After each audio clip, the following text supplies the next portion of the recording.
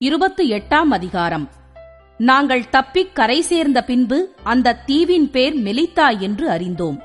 அந்நியராகிய அந்த தீவார் எங்களுக்கு பாராட்டின அன்பு கொஞ்சமல்ல. அந்த வேளையிலே பிடித்திருந்த மழைக்காகவும் குளிருக்காகவும் அவர்கள் நெருப்பை மூட்டி எங்கள் அனைவரையும் சேர்த்துக் கொண்டார்கள். பவுல் சில விறகுகளை வாரி அந்த நெருப்பின் மேல் போடுகையில் ஒரு விரியன் பாம்பு அனலுரைத்து புறப்பட்டு அவனுடைய கையை கவ்விக்கொண்டது.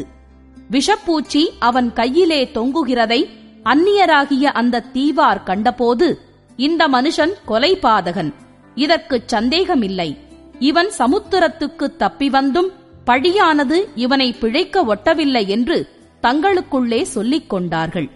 அவன் அந்த பூச்சியை தீயிலே உதறிப்போட்டு ஒரு தீங்கும் அடையாதிருந்தான். அவனுக்கு வீக்கங்கண்டு அல்லது அவன் சடுதியாய் விழுந்து சாவான் என்று அவர்கள் பார்த்துக் கொண்டிருந்தார்கள். நெடுநேரமாய் பார்த்துக் கொண்டிருந்தும் ஒரு சேதமும் அவனுக்கு வராததைக் கண்டபோது வேறு சிந்தையாகி இவன் தேவன் என்று சொல்லிக் கொண்டார்கள். தீவுக்கு முதலாளியாகிய புபிலியு என்னும் பெயர் கொண்டவனுடைய நிலங்கள் அந்த இடத்திற்குச் சமீபமாயிருந்தது. அவன் எங்களை ஏற்றுக்கொண்டு 3 நாள் பட்சமாய் விசாரித்தான்.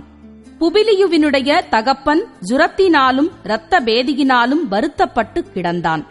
பவுல் அவனிடத்திற்குப் போய் ஜெபம் பண்ணி அவன் மேல் கைகளை வைத்து அவனை குணமாக்கினான். இது நடந்த பின்பு தீவிலே இருந்த மற்ற வியாதிக்காரரும் வந்து குணமாக்கப்பட்டார்கள்.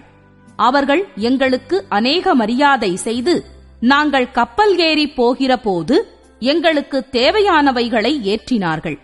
3 மாதம் சென்ற பின்பு அந்த தீவிலே மழைக்காலத்திற்கு தங்கியிருந்த மிதுனம் என்னும் அடையாளமுடைய அலெக்சந்திரியா பட்டணத்து கப்பலிலே நாங்கள் ஏறி புறப்பட்டு சிரகூசா பட்டணத்தைச் சேர்ந்து அங்கே 3 நாள் தங்கினோம். அவ்விடம் விட்டுச் சுற்றியோடி ரேகியு துறைமுகத்துக்கு வந்து சேர்ந்தோம்.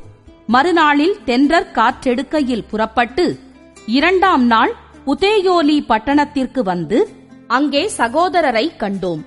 அவர்கள் எங்களை 7 நாள் தங்களிடத்தில் இருக்கும்படி வேண்டிக் கொண்டார்கள். அந்தப்படி நாங்கள் இருந்து பின்பு ரோமாபுரிக்குப் போனோம்.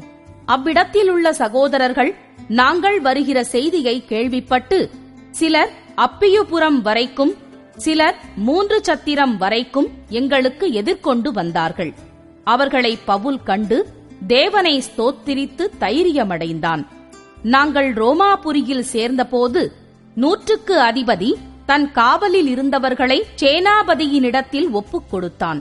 அப்பொழுது பவுல் தன்னை காத்திருக்கிற சேவகனுடனே தனித்துக் குடியிருக்கும்படி உத்தரவு பெற்றுக் கொண்டான். 3 நாளைக்குப் பின்பு பவுல் யூதரில் பிரதானமானவர்களை வரவழைத்தான்.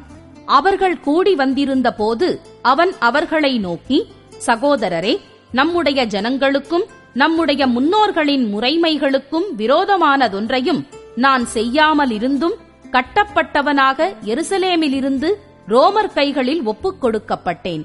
அவர்கள் என்னை நியாயம் விசாரித்த போது மரணத்துக்கேதுவான குற்றம் ஒன்றும் என்னிடத்தில் காணாதபடியினால் என்னை விடுதலையாக்க மனதாயிருந்தார்கள். யூதர்கள் அதற்கு எதிர்பேசின போது நான் ராயனுக்கு அபயமிட வேண்டியதாயிருந்தது. ஆயினும் என் ஜனத்தார் மேல் யாதொரு குற்றஞ்சாட்ட வேண்டுமென்று நான் அப்படிச் செய்யவில்லை.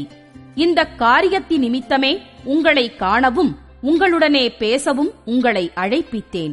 இஸ்ரவேலுடைய நம்பிக்கைக்காகவே இந்த சங்கிலியால் கட்டப்பட்டிருக்கிறேன் என்றான். அதற்கு அவர்கள், உன்னை குறித்து யூதேயாவிலிருந்து எங்களுக்கு காகிதம் வரவும் இல்லை, வந்த சகோதரரில் ஒருவனும் உன் பேரில் ஒரு பொல்லாங்கை அறிவித்ததும் இல்லை, அதை பற்றி பேசினதும் இல்லை.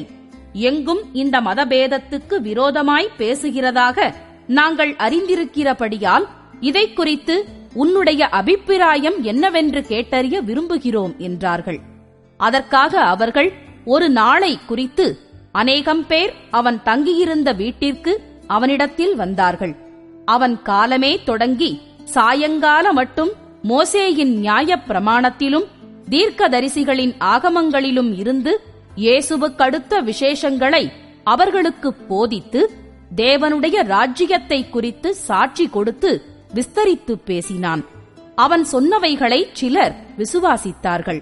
சிலர் விசுவாசியாதிருந்தார்கள்.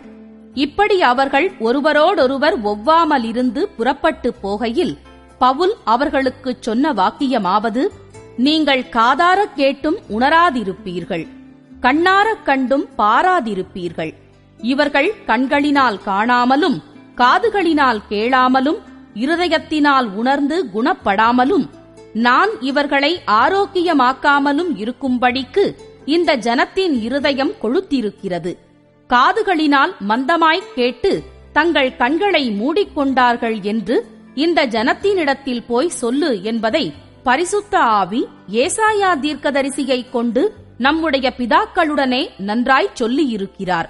ஆதலால் தேவனுடைய இரட்சிப்பு புறஜாதியாருக்கு அனுப்பப்பட்டிருக்கிறதென்றும் அவர்கள் அதற்கு செவி கொடுப்பார்களென்றும் உங்களுக்கு தெரிந்திருக்க கடவது என்றான். இப்படி அவன் சொன்ன பின்பு யூதர்கள் தங்களுக்குள்ளே மிகவும் தர்க்கம் பண்ணிக்கொண்டு போய்விட்டார்கள். பின்பு பவுல் தனக்காக வாடகைக்கு வாங்கியிருந்த வீட்டிலே 2 வருஷம் முழுதும் தங்கி தன்னிடத்தில் வந்த யாவரையும் ஏற்றுக்கொண்டு மிகுந்த தைரியத்துடனே தடையில்லாமல் தேவனுடைய ராஜ்யத்தை குறித்து பிரசங்கித்து கர்த்தராகிய இயேசு கிறிஸ்துவை பற்றிய விசேஷங்களை உபதேசித்துக் கொண்டிருந்தான்.